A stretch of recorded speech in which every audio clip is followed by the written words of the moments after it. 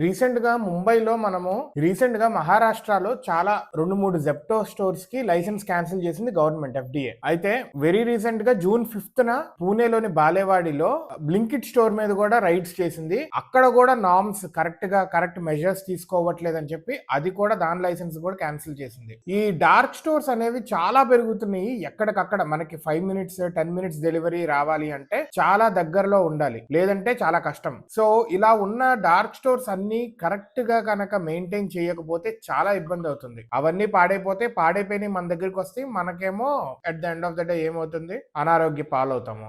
So ఈ startups అన్ని, food delivery startups, Zepto కావచ్చు, బ్లింకిట్ కావచ్చు, ఇన్స్టామార్ట్ కావచ్చు, ఇవన్నీ చాలా జాగ్రత్తగా వాటి డార్క్ స్టోర్స్ తీసుకోవాలి. ఎఫ్డిఏ వాళ్ళు కూడా ఫ్రీక్వెంట్ రైడ్స్ చేస్తూ ఉండాలి. ఒకటని కాదు, ప్రతి దాని మీద చేస్తూ ఉండాలి. So that they will take correct measures.